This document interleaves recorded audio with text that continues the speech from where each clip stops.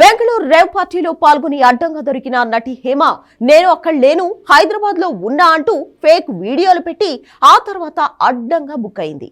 బెంగళూరు పోలీసులు Hema photo release చేసి twist ఇవ్వడంతో షాక్ అయింది.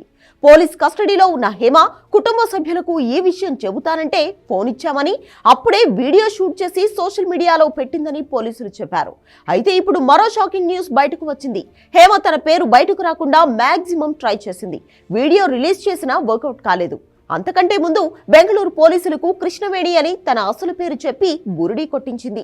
ఆ పేరుతో బయటపడిపోవాలని ప్రయత్నించింది. రేవ్ పార్టీకి కూడా అదే పేరుతో అటెండ్ అయింది.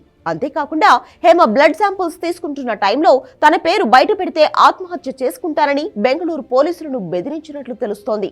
ఉదయం ఫోటోలో వీడియోలో కనిపించిన డ్రెస్సుతోనే హేమ సాయంత్రం ఫామ్ హౌస్ నుంచి బయటకు వచ్చింది. మీడియా నుంచి తప్పించుకుని ఓ ప్రైవేట్ వెహికల్లో హైదరాబాద్ కి బయలుదేరినట్లు సమాచారం. బెంగళూరు టు హైదరాబాద్ కి వచ్చే రూట్ లో చెక్ పోస్టులు, టోల్ గేట్ల దగ్గర మాక్సిమం తన ఐడెంటిటీ బయటపడకుండా హేమ జాగ్రత్తలు తీసుకుంది. ముఖానికి మాస్క్ వేసుకున్నట్లు సమాచారం. అయితే హేమ తరచుగా బెంగళూరుకు వచ్చిపోతుందని ఆమె ఫ్రెండ్స్ చెబుతున్నారు. Rave party event organiser Vasu, Chiranjeevi ఆమెకు క్లోజ్ ఫ్రెండ్స్ అంటున్నారు.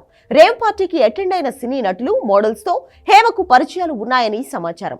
ఈ కేసు ఎంక్వైరీ కోసం హేమ బెంగళూరు పోలీసుల ముందు మరో 3 రోజుల్లో హాజరు కావాల్సి ఉంది.